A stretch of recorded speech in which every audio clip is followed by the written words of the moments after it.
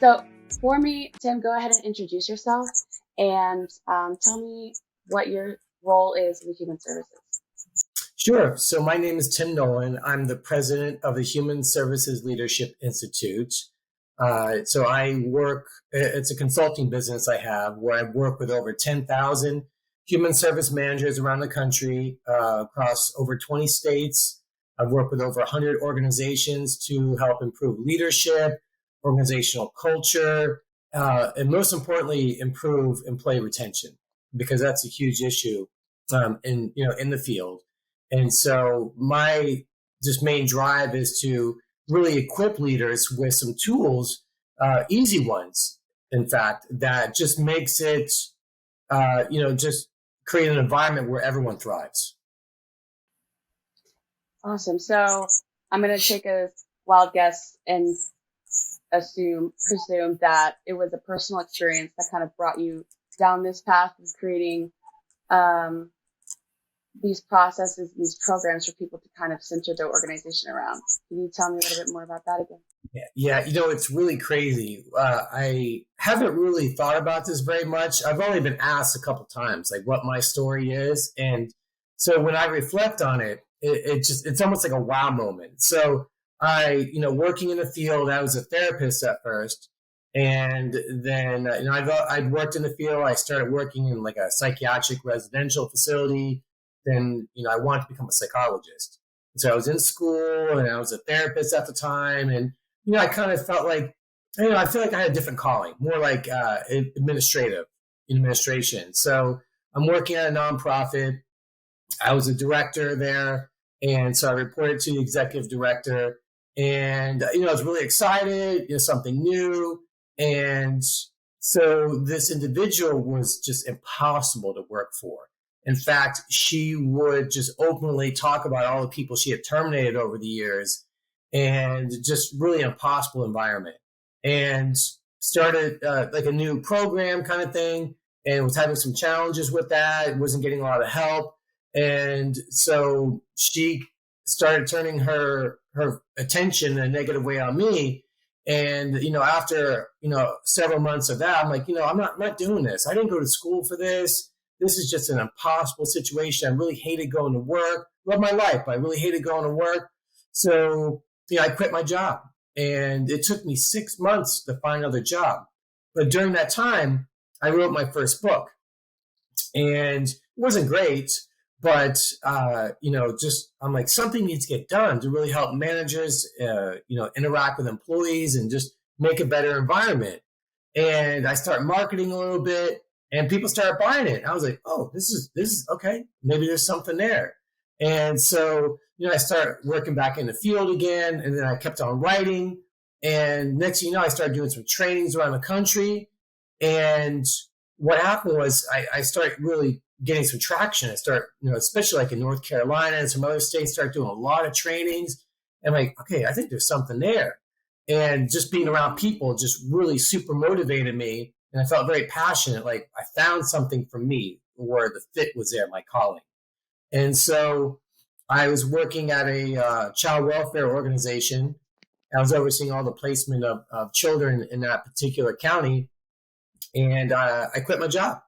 I quit my full-time job to, do this and start, just traveling the country, doing trainings, and just really awesome, just meeting a lot of amazing people who've had similar stories, just the challenges, how they were in leadership positions, didn't get much help along the way.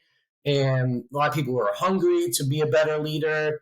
And so just all that just continues to motivate me 12 years later. I'm still, my passion, I feel like it gets more and more over time. So it's just something that it just kind of hit at the right time. I didn't plan on doing this. I planned on maybe being like a CEO of a nonprofit. I felt like that was my path. And then this came up and I just went with it. And so I've written 10 books now. And I just, my latest one is on organizations. So just super passionate about it, looking at a lot of research, just trying to fit everything together, but to make it in a way where it's useful to people, not like some textbook you see in school. Right. Yeah. there's a lot to dissect right there. But it dawned on me just now that you are an entrepreneur in the human services field. Would you agree with that? Yeah. So, and that's actually a topic we could definitely have another conversation about in the future. But something that's not talked about a lot. I don't think there's not a lot of exposure to what that looks like in the NGO world. Yeah, and you're right. It's not very exciting work behind the scenes because 95% of my time is spent marketing. And so building up databases, just continuing to follow up with people. And even when a training happens, there's could be 6 months, even up to a year sometimes, where you're just checking in, you're having conversations leading up to that eventual time. So there's a lot of work behind the scenes that, you see things that are happening, the book's released, but it's taken a year to write the book. There's a lot of stuff behind the scenes, and it takes a lot of drive, a lot of perseverance, really. And so definitely would love to have a chat about that at some point. But because what I see on LinkedIn, because I'm very active on LinkedIn, I have like 18,000 connections with the Human Services Leadership Institute.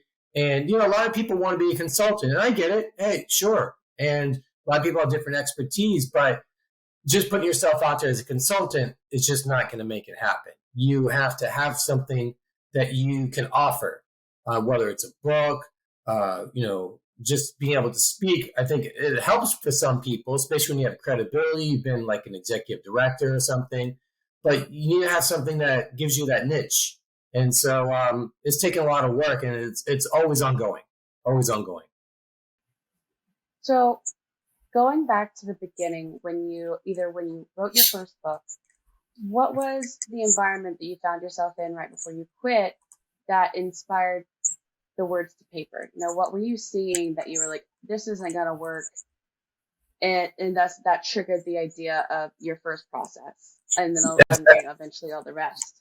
That's a great question. It's like I'm putting myself back in that situation. It's been a while now. Just I can already feel that tension where people are walking on eggshells.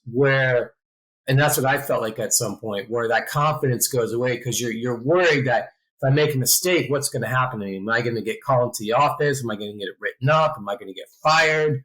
And versus having what we call that psychological safety where, hey, if I don't know what's going on, can I talk to someone, my boss, and my boss comes in and says, hey, it's okay. I get what's going on. Let's try to solve this together. What can I do to make sure you can thrive? Because the better you do, the better we do, the better our clients do.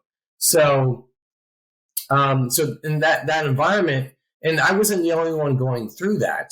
And in fact, a colleague at the time, I'll never forget what he said. It was really fascinating. He said that he's like, it's like we're trapped on an island working at this organization. And when people would leave, we're sitting there waving at them as they're leaving, wishing that we could get off the island too. And I thought, man, that's just an amazing analogy. And so I got off the island at some point. Other people stayed. And I remember I actually ended up hiring someone who was my peer there when I worked at another organization. I helped them get a job there. And so they told me what they worked there for the next year or so after I left, and just what those negative conditions that led to a very similar experience for them. And so I just wasn't the only one going through it. And so many people, unfortunately, go through that. This is the helping field. We should be helping people. But we're the ones who end up getting thrown under the bus. Do you think this unstable environment that you see these experiences come out of plays pretty heavy-handedly into the field's ability, especially nonprofits, to maintain sustainability and retention, like you mentioned? Like, is it usually the environments that, if they're bad enough, push people away and make it harder for the field to keep people either volunteering or in leadership positions? Or are there multiple aspects that play into kind of that? Yeah, there's a multitude of things. And the job is really, really hard. And especially when you look at like child protection, for example, that's arguably one of the most traumatic jobs an individual can have. And they typically put the least experienced people, like right out of school, they put them into one of the most traumatic jobs there is. And so people are under a lot of stress and pressure, and there's quotas and there's timelines. And when you don't follow those timelines, then there starts becoming progressive disciplinary action, and which just leads to a whole host of issues. And so it's almost like a lot of people are running human service organizations like a business, in some, like a for-profit business. And that I get it. You need accountability, but when you're dealing with people, there's a lot of gray area. And so when you have these numbers, and when you're down people, for example, if you're down 10 people and the expectations are the same, you're going to run your people into the ground. And people just kind of throw their hands up and say, well, this is how it is. Well, it doesn't have to be that way. And that's where I try to bridge that gap. It doesn't have to be that way. Yeah, well, it certainly can't if the field as a whole wants to get somewhere closer to this never before seen level of sustainability when it comes to leadership and, trustworthiness, especially, because I feel like that's another element that plays into it. If the leadership can't be trusted, that's a tumble from the top. Funny you bring that up. I found some fascinating research a few years ago that discussed the culture and how leaders in the organization, they asked them how they saw the culture of the organization. And then they asked people on the front lines how they saw the culture of the same organization. And the people at the top found the organization to be very positive, very proficient, while the people on the front lines found it to be very different. And how there was a huge disconnect often, how people on top see it versus people who are in the trenches doing the work. And there's just not much connection in between. And so I think sometimes that's part of it, where some people are like, oh yeah, it's going good, but they're going home at 5:00, when the other people are still responding to calls and doing things, or not taking lunch, or not spending time with their family and being stressed out and whatever it is. So it's like we got to find a way to connect people within the organization. And I see that when I start working with organizations, like, wow, yeah, we should be talking to our people more. Yeah, you should be. And a lot of the stuff, I don't come up with anything new. It's just, to me, it's like, let's look at some common sense things, processes you can put in place that creates an environment where people feel like they're part of something, that sense of belonging, where a lot of people feel they're disconnected. Right. Which is too ironic and almost, it's kind of blasphemy in the sense that we're human services. So, we're showing up to do that job, but we can't embody it. So it makes the job harder. And I want to dive into exploring how you developed these processes. But first, at what point do you feel like a nonprofit or an organization starts to kind of lose some of its foundational strength? Because I'm wondering, how does the leaders that you're describing in your story, how do they see everything proficient and professional when the people on the front line were seeing something completely different? Like, if they're working within the same organization, and I know this does happen frequently, but where in the middle did that disconnect occur, and how does that keep happening? So there's a couple things. When we look at like nonprofits specifically, when you look at a lot of nonprofit organizations, they tend to be run by people who don't always have a lot of content area expertise, meaning they didn't start out on the front lines. For nonprofits, and I see this on LinkedIn, especially, where when you can see people's resumes, prior jobs they've had. Sometimes they may have been the fundraising person. They may have been the finance person, where they have risen up, but they weren't in operations. And so they don't fully, often, not always, but I see this a lot. And so sometimes that disconnect comes with they never worked it to begin with. So to them, it's conceptual. They don't understand it, and which in it by itself doesn't have to be an issue. But Right. in order to be a dynamic leader in any field, you have to find out what your people are going through, and you have to eliminate barriers. And so they could, by virtue of spending more time with their folks, like, hey, I want to really find out what's going on. And nonprofits have a hard job. They have a hard job because the contracts never give them enough money to meet all the obligations and keep people employed. So they always have to raise money. So I get that. I've worked at nonprofits. I understand that part. But at the same point, if you keep on taking on contracts, people have to do the work. And sometimes there may not be a lot of foresight to say, hey, can we actually do this? Versus we're going to get $1 million, which is great. We can hire 20 more people, which is great. But can we really do this? And is it going to create that much more work? So I think sometimes a lot of nonprofits get caught up in that where they're looking for the money, and I understand that. But you also need to make sure the health of your employees, the psychological health and mental health wise, is there so that it's sustainable, as you're alluding to. Yeah, I remember learning about that same cyclical loop with public schools, like higher education.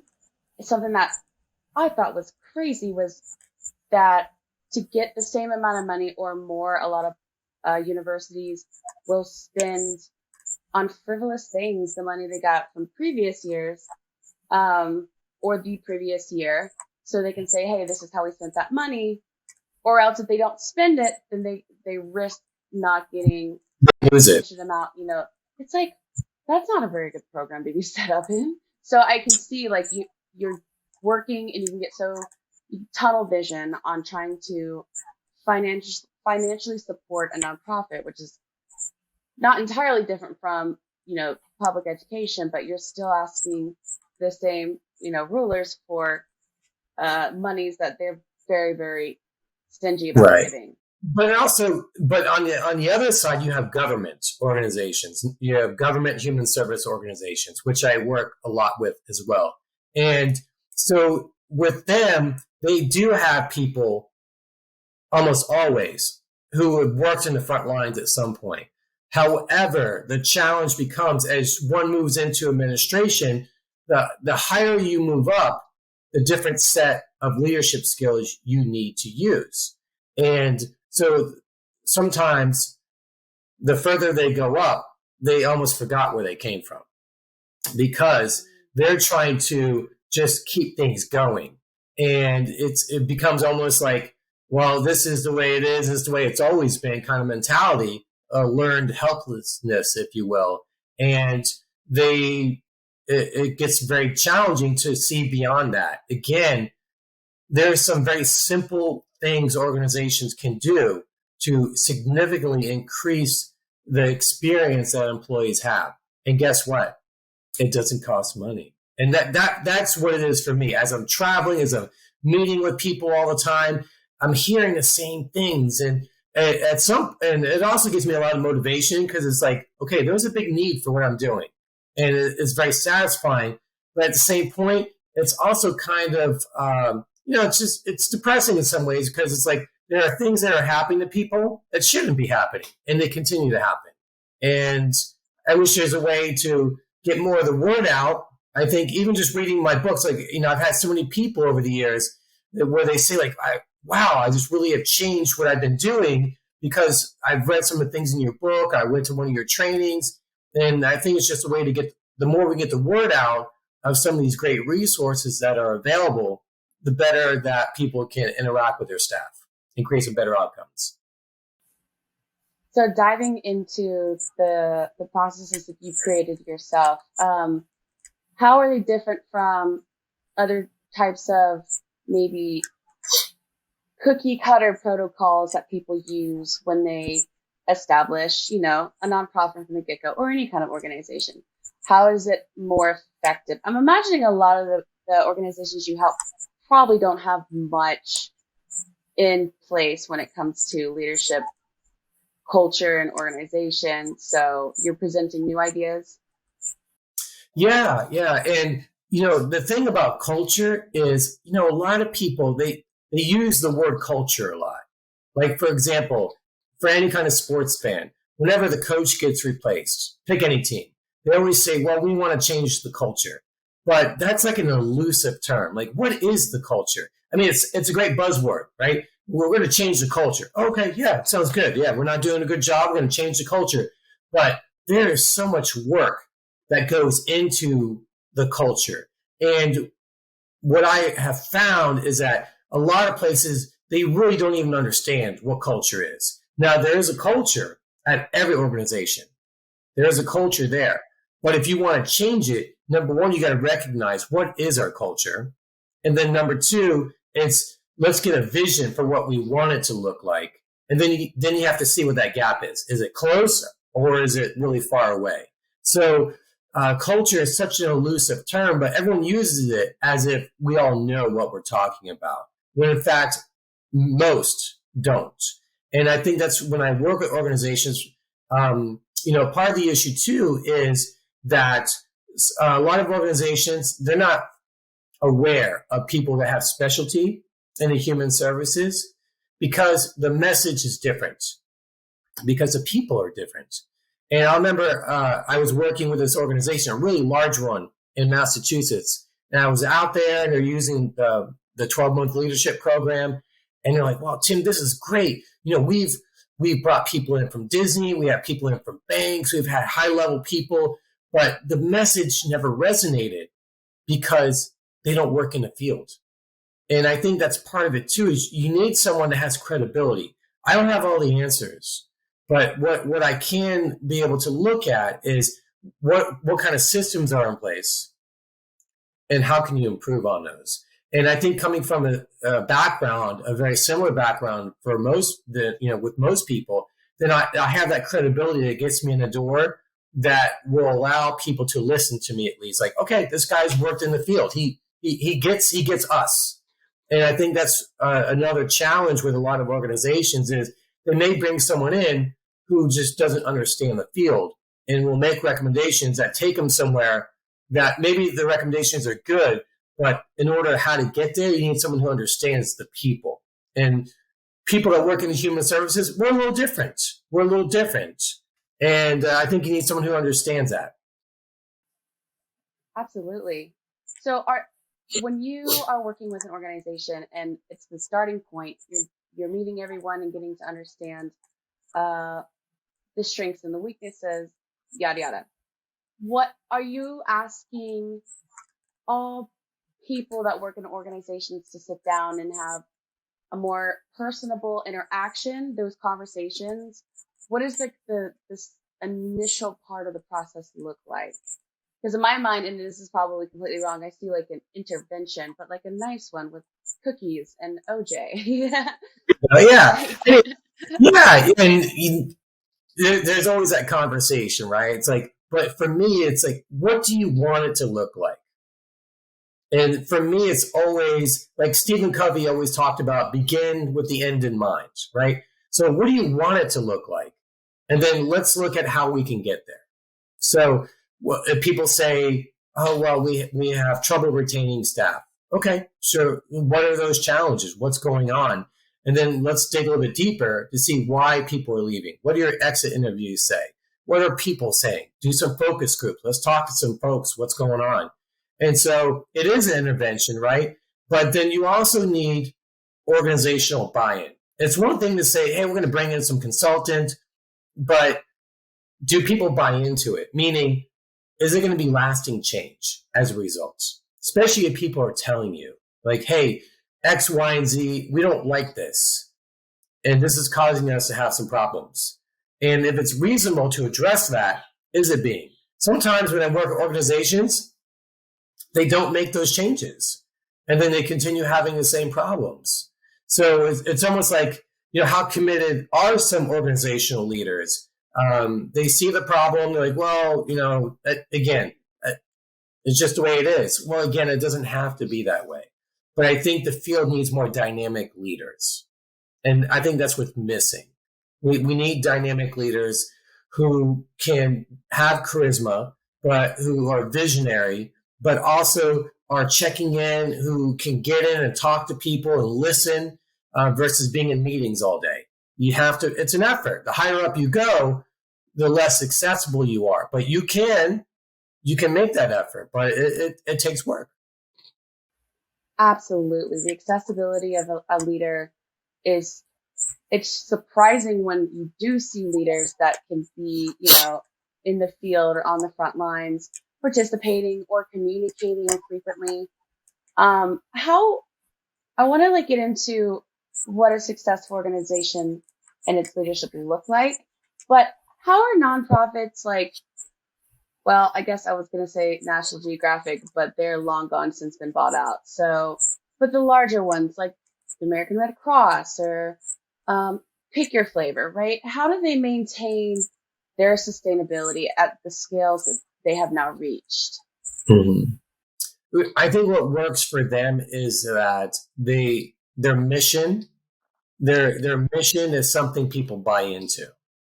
And I'll never forget when I was doing a training one time, someone said, I'll never forget this. I can see that person in the room. And they said, Tim, I can handle the changes that are happening in my organization because I believe in the mission. And to me, that really resonated, that the mission is something that is often not spoken about. Again, something so simple. Like I'll ask people, hey, what's the mission of your organization? They can't tell me. Now, in fairness, if you would have asked me when I worked in the field, I wouldn't have known either. So I wouldn't know. So it's not trying to do a trick question, but that's something that needs to be spoken about a lot, but also needs to be reinforced. Why are we doing what we're doing? Here's our mission. This is why. The mission guides the work. And I think for the American Red Cross, for example, is the mission, people believe in it and they drive it home. And so they feel like they're supporting a great cause, which they are. And every nonprofit's great. The mission is often great, but how is it reinforced? It often is not. Yeah, I didn't realize the importance, the value that can be utilized with mission statements or just anything at all in general, the vision statements, the strategic plans, until I got into nonprofit marketing and media and realized, okay, so this is going to guide our brands, and the kind of content we communicate, like all of that stuff. And so it doesn't dawn on you until you need a center of direction. And then you realize, oh, well, what about the reason that we're here? That's a really great start. I love that. Do you find that the work that you provide and the organization skills that you provide helps kind of then create sustainable organizations that you continue to hear from and see success in today? Yeah, especially with the 12-month leadership program I developed, because what I found is that you can go in and do a one-day training, 2-day training, in fact, and it can be great. It could be anyone. It could be a great training. But what happens is you do the training, you jump on your airplane and you leave. And some things resonate with people, but it just kind of dissipates over time. And so when I created, for example, the manager program, 57 organizations and over 3,000 managers have gone through it. And they're all saying the same thing. They're having a great experience because people are getting together. It's a monthly process where not only are they getting together every month, they have a workbook, there's shared language. Everyone's going through the same process for 12 months and beyond. I have organizations that continue to funnel people through the program well after the initial people went through it. So that shows you there's organizational buy-in to the process, and just that getting people together, looking at things, having conversations, learning from each other. But it's a very simple process, but something where people find a lot of value in because they're doing it together. And that to me is what sustainability looks like. It's not something that it's there one month and gone the next. It's here's how we do things here. And that's part of the culture. This is how we do things here. It makes you unique. Right, because otherwise they continue to just teach whatever they picked up in whatever dysfunction yet maybe kind of works way, and that's where that lack of awareness builds. Like you're not taught how to teach or lead, you're just kind of hoping for the best as you And that's what's happening. And one of the things too that a lot of organizations are not fully appreciating is that today's workforce, they're dealing with less, meaning they're going to put up with less. So when their threshold for those challenges that maybe people's parents dealt with, it's not there anymore. So at the first sign someone's having a bad experience with their manager, they're like, I'm out. And you see this with a great resignation, right? Where instead I say we need to give people a reason to stay. What is the organization doing and its managers doing to give people a reason to stay? And you'd be surprised, money often does not factor into the equation. Because if you go somewhere else and you make more money, but you don't like the environment, guess what? You're probably going to go back to where you were at before if you like the environment. And I've heard that story numerous times. I've asked, I'm like, so anyone here ever come back, or anyone have people come back to the agency? People are always raising their hands like, yeah, we have several that they went, they made more money, they didn't like the environment, they came back because they love the environment here. And that's where people need to look at, what is our culture? What are we doing? Because there's probably a lot of great things that are going on, but they may not be very aware of it. Yeah, that I think rings across any sort of organization, whether they're nonprofit or for-profit.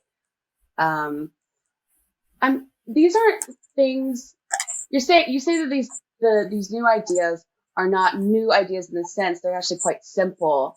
And I understand what you mean by that. And I can't help but think like back to my nonprofit management courses, and some experience in the field under a very, very, very terrible manager.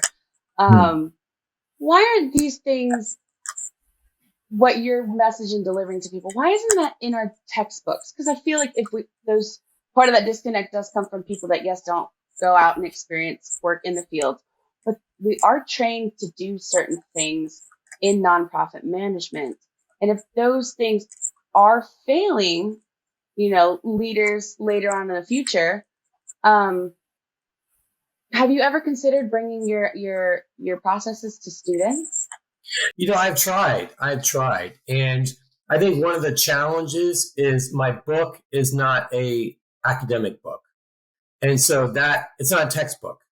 And so even though it's been widely used, tens of thousands of people have used, my manager book, but from an educational standpoint, I think people tend to look down on it because it's not an academic text.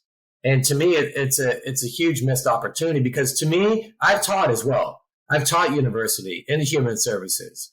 And to me, the goal should be preparing people when they leave so they excel. And then you can trace back and say, what program did you come from? Oh, that's no wonder.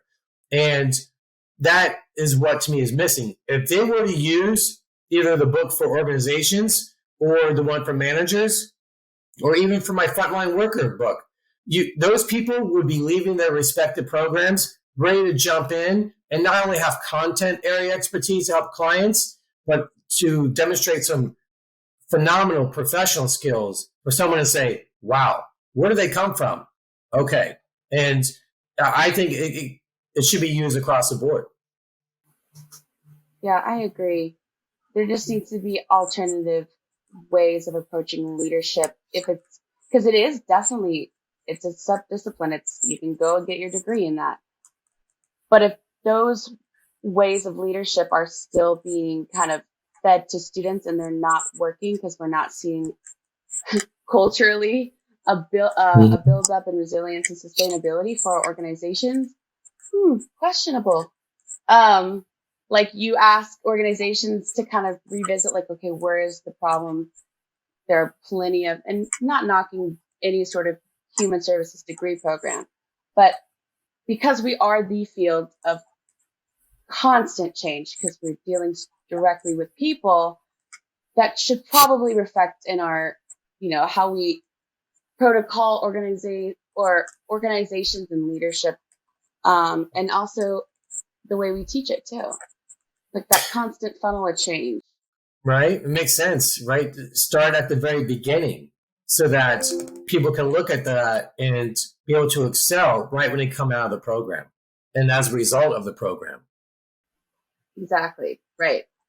I don't think I've ever heard. Now, yes, you mentioned earlier that you kind of found your niche, and that's great.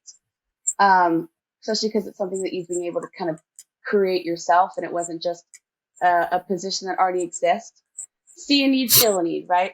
I don't think I've met a lot of people or heard conversation or ever had dialogue with anyone that does consulting directly to service providers. Yes, in OHS, we focus on service providers and professionals more than other nonprofits that focus on clients and advocacy. But what you do, I think there needs to be more individuals like yourself, whether they're entrepreneurs or they start teaching people how to do this. Consulting, whatever you want to label it, it's got to be, I think, brought into a more reasonable way of managing leadership and building nonprofits. Because, like you said, if the training starts at a poor place or doesn't even happen at all, then that's just carried on. Mm-hmm. And what I can tell you're doing is you're interrupting that cycle. And once you get people to really be all on the same page, focus on the mission, buy in, as you said, it sounds like it's really hard to return back to, previous failings once you get, the right tools, right? Yeah, it takes work. And I think for some, it can be easy to go back to what you've done. But I think if you can do, that's why I like the manager program, for example, it's 12 months. And I designed it that way because if you want any kind of sustainable change, cultural change in your organization, it needs to be multiple months. And so by going through that 12-month process, it also creates stuff where people do things afterwards. And that's what I tell them is that you're going to get towards the end of the program, you can continue this and tackle other issues. So this is just a vehicle for 12 months.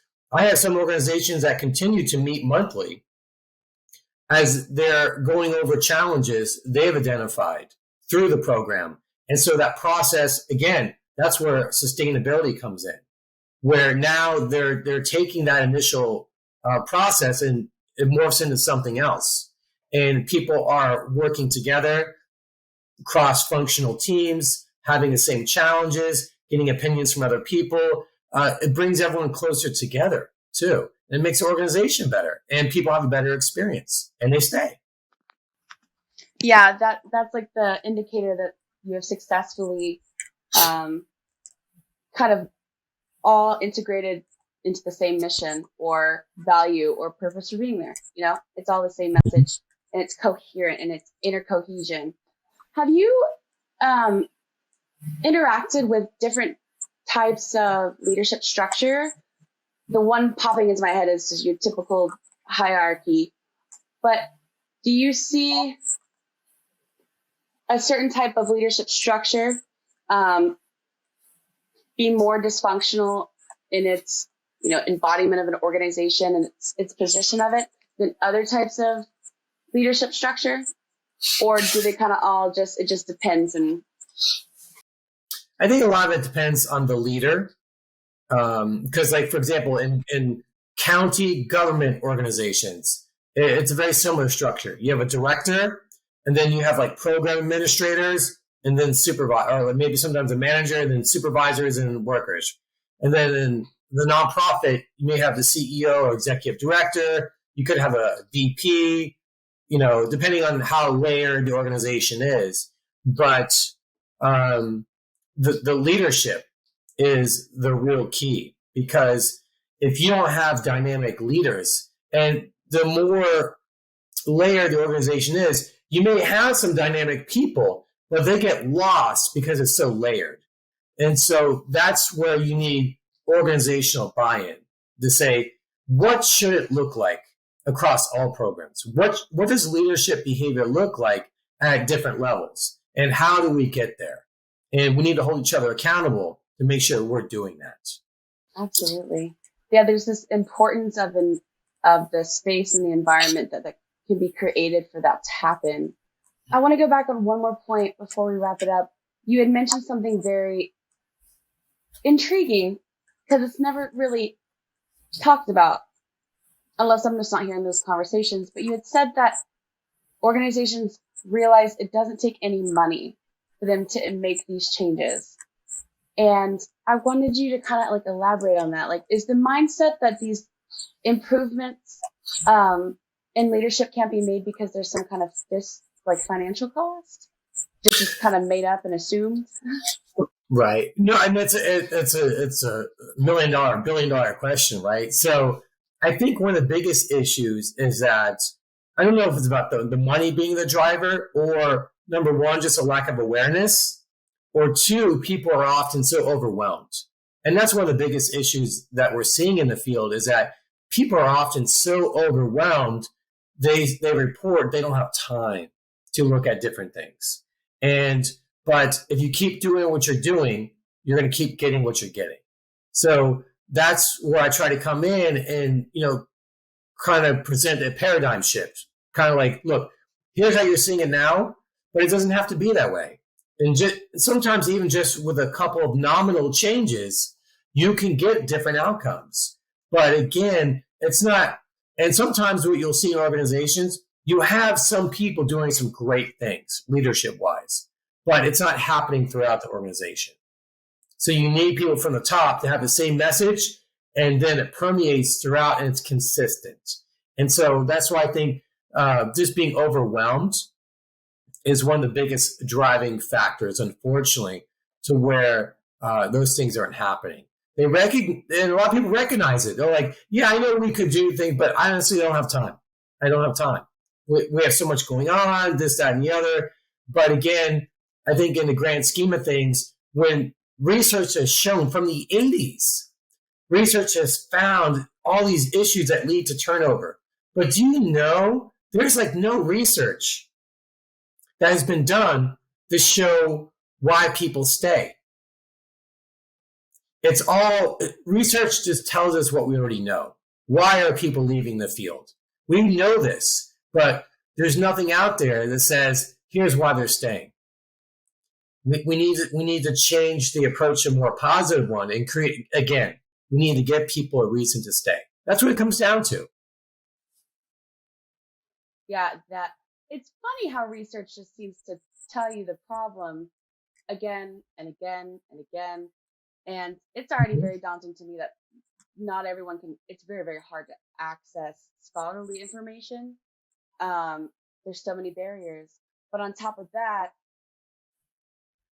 at this point, I've read enough journals to see that sometimes there's this delivery pattern of information where it's just like a regurgitation of the problem, but someone might have something extra to add. And then there's this back and forth scholarly journal tennis game that happens in the field. And that's considered enough.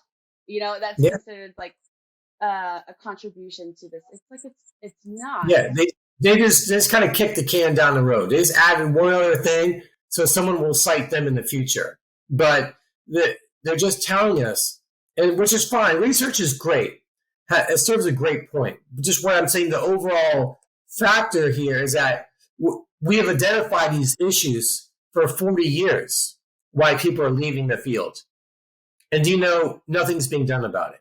And that's what's challenging. That's what's frustrating for me, is that it also gives me great motivation for what I do. But it's also very challenging when you look at why isn't more being done? And I feel that if I can get more involved, especially with some of these larger organizations, I'm very confident you get me in there, I can help significantly change what's happening. It's about opportunity. And I think it's a great point you brought up. If schools would start using like some of the books I've written, I guarantee you it would lead to different things and more positive things happening down the road. Tim, you've definitely got a confidence that is rare to see in this field, simply because this field doesn't draw the creative or the entrepreneurs, and not a problem, but we could all benefit, right? Because your confidence and your ability to just deliver clearly a solution, which is also very rare in human services. There's not just one simple answer to a lot of things that we deal with. Oh, thank you. That's very kind of you. Thank you. Well, we need more of that, right? And that goes back to everyone's self-awareness, not just about their leadership style, but also where are we neglecting and excluding people with talents and insights that we just oversee because we're taking what we know and the knowledge and, whether it's leadership or not, and just replaying it, right? Yeah, you should just start recruiting people. Just go to the universities directly and be like, I saw you walk out of that intro to human services. We should talk. Who knows? Maybe this podcast will help get it out there. Who knows? Anything helps. That's another exciting thing that it comes with discussing this with you and having this conversation is I like to imagine that if it's students watching this or a new professional on the block and they think and they meet you and they hear a story, they're like, oh shit, no, yeah, I want to do that. That's what I want to do. I started this at a very different point than most people do in their careers. I was more in the beginning or close to the midpoint in my career when I decided to become a consultant. Most people become a consultant towards the end of their career or after they've retired. So I think that's where my path is different, where I was not afraid to bet on myself. And I think that's one of the things that, I gave up the safety and security of a 9-to-5 job, but I felt there was a higher calling for me to contribute to the field that I love. And I think that that's something that may hold people in sometimes, that if you're willing to bet on yourself, it's a big bet. I'm not a gambler, but I don't mind betting on myself because I feel like I've won every time. So people just have to have that confidence, but you also need to have a message that you can get it out there. And that's where the confidence comes in too. But you need drive, perseverance, and that wherewithal to make it happen. But you can totally do it. It's you don't have to go the same path as everyone else. You can make your own. Tim, fantastic. That was great. That's exactly the kind of message that so many people need to hear, because it is very easy to get stuck in the dichotomy of just doing it the same way over and over again, right? Mm-hmm. Thank you so much for staying on and giving us all your wisdom. And I really want you to come back and talk about entrepreneurship, because that's also really exciting too. Somebody out there wants to know that. Let me know if there's any other topics. I'm game. So you let me know. Awesome. Okay. Say bye, Tim. We'll see y'all later. You can find previous talks on our YouTube page. Just search NOHS Organization and click subscribe. All of our social media handles can be found in the description box below. And of course, there is a ton more to learn and do on our website, nationalhumanservices.org.